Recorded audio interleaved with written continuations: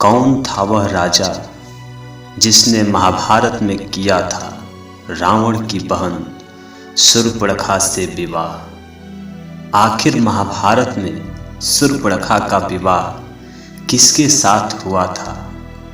शूर्पणखा कैसे बनी महाभारत में एक राजा की पत्नी? दोस्तों, शूर्पणखा विश्रवा ऋषि और कैकसी की पुत्री तथा रावण की छोटी बहन थी। रावण अपनी छोटी बहन से बहुत प्रेम करता था, इसलिए रावण के लाड प्यार ने शूर्पणखा को बिगाड़ दिया था।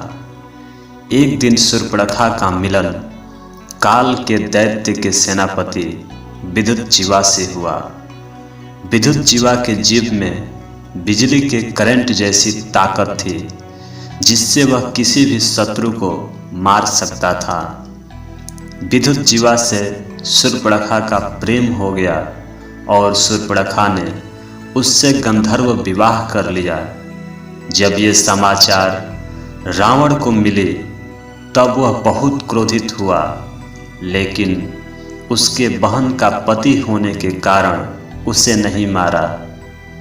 एक दिन जब रावण दिग्विजय के लिए निकला तब वह पाताल में काल के दैत्य को जीतने के लिए गया और रावण का सामना हुआ उसके ही बहन के पति विद्युतजीवा से। विद्युतजीवा रावण को अपनी जीभ से चाटकर मार देना चाहता था, इसलिए रावण ने क्रोध में आकर अपने चंद्रहास के द्वारा उसका वध कर दिया। जब यह सूचना शूर्पणखा को मिली तो वह अपने पति के बदले की आग में जलने लगी और उसने अपने मन ही मन प्रतिज्ञा लिया कि वह रावण के वंश का नाश कर देगी। दोस्तों, श्री हरि विष्णु जगत के पालनहार हैं, उनसे कोई भी बात छिपी नहीं है। जब वो श्री राम बनकर रावण का वध कर रहे थे तब भी उनसे कोई बात नहीं छिपी थी, और जब वे श्री कृष्ण बनकर महाभारत की पृष्ठभूमि में थे तब भी उनसे कोई बात छिपी नहीं थी। फिर दोस्तों, ऐसा क्या हुआ था कि उनको रावण की बहन शूर्पणखा से विवाह करना पड़ा था? क्यों किया था श्री कृष्ण ने शूर्पणखा से विवाह? जानने के लिए वीडियो को अंत तक जरूर देखिएगा। जब शूर्पणखा ने प्रभु श्री राम को पहली बार वन में देखा तो उनके सौंदर्य और तेज पर वह मोहित हो गई एवं उनके पास जाकर अपने विवाह का प्रस्ताव भी रखा। लेकिन जब उसे ज्ञात हुआ कि श्री राम पहले से ही विवाहित हैं तो उसे बड़ा बुरा लगा और उसे क्रोध आ गया। इस क्रोध के वेग में उसने माता सीता पर हमला करने का प्रयास किया, जिस वजह से लक्ष्मण जी को उस पर हमला करना पड़ा और इस हमले में उसकी नाक कट गई।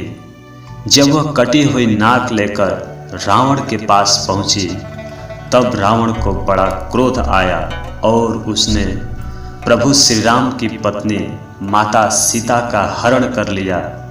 इसके बाद रामायण का महाप्रलयकारी युद्ध हुआ और रावण की प्रभु श्री राम के हाथों मृत्यु हुई। लेकिन शूर्पणखा अब भी श्री राम पर उतनी ही मोहित थी। जब श्री राम ने रावण का वध किया तब शूर्पणखा की चाह श्री राम को लेकर और ज़्यादा बढ़ गई और वह किसी भी कीमत पर प्रभु श्री राम से विवाह करना चाहती थी, जिस कारण वह रावण की मृत्यु के बाद वह पुष्कर तीर्थ को चली गई और वर्षों की कड़ी तपस्या से उसने भगवान शिव को प्रसन्न कर लिया। जब भगवान शिव जी उसके सामने प्रकट हुए तब उसने भगवान शिव से वरदान मांगा कि उसकी और श्री राम की शादी हो जाए। इस कारण शिव जी ने वरदान दिया कि अगले जन्म में प्रभु श्री राम श्री कृष्ण के रूप में जन्म लेंगे, तब वह तुमसे विवाह करेंगे। इसके बाद शूर्पणखा ने अपने शरीर का त्याग कर दिया और वह मथुरा में सौरंध्री नाम की कंस की एक दासी बनी। वह युवावस्था में थी, लेकिन उसके शरीर में एक बहुत बड़ा सा कुबड़ था। जब प्रभु श्री कृष्ण मथुरा में कंस को मारने के लिए आए तो मजाक मजाक में कंस के दासी की कुबड़ को ठीक कर दिया और उसे एक सुंदर सा रूप प्रदान किया। लेकिन प्रभु ने उससे विवाह तब भी नहीं किया। फिर कुछ दिन बाद नरकासुर नाम का दैत्य अत्याचार मचा रहा था। उसने 16,000 नारियों का हरण कर लिया और उसने उस 16,000 युवतियों को ले जाकर अपने एक महल में बंद कर दिया और उन्हें बारी बारी अपने पत्नी के रूप में उपभोग करता था। इस पाप भरी दृष्टि को देखकर प्रभु श्री कृष्ण को क्रोध आ गया और उसे मारने के लिए स्वयं अपने गरुड़ पर सवार होकर चल दिए।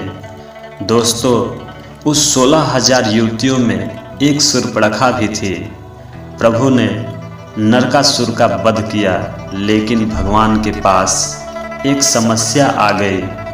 वह युवतियां अब रोने लगी और कहने लगी कि प्रभु, अब हमारे पिता और हमारे पति हमें इस रूप में स्वीकार नहीं करेंगे, क्योंकि नरकासुर ने हमें अपनी पत्नी के रूप में उपभोग किया है। हे प्रभु, अब हम आपके शरण में हैं, इसलिए आप हमें स्वीकार करें। उन लोगों ने ये भी कहा कि अब हमारे आंचल पर नरकासुर का दाग लग चुका है, इसलिए अब हमें समाज भी स्वीकार नहीं करेगा। इसलिए हे प्रभु, अब आपसे नम्र निवेदन है कि आप हमें अपने शरण में ले लीजिए और हमें अपनी पत्नी की तरह सम्मान प्रदान करें। इसलिए मजबूरी में प्रभु ने 16,000 युवतियों से विवाह कर लिया और 8 पटरानियां पहले से थी, इसलिए उन्हें 16,108 रानियों का नाम दिया गया। जो कलयुग में आज भी लोग प्रभु को बुरी नज़र से देखते हैं और कहते हैं कि कृष्ण के पास 16,108 रानियां थी, तो हम क्यों नहीं अपने पास 2-3 पत्नियों को रख सकते हैं। लेकिन वो मूर्ख ये नहीं जानते हैं कि भगवान श्री कृष्ण को मजबूरी में इतने विवाह करने पड़े थे। उन 16,000 रानियों में एक रानी शूर्पणखा भी थी। यह उसका पुनर्जन्म था, जिसमें उसकी यह मनोकामना पूर्ण हुई थी। तो दोस्तों, क्या ये कथा आप पहले से जानते थे? तो कृपया हमें कमेंट करके ज़रूर बताएं। धन्यवाद।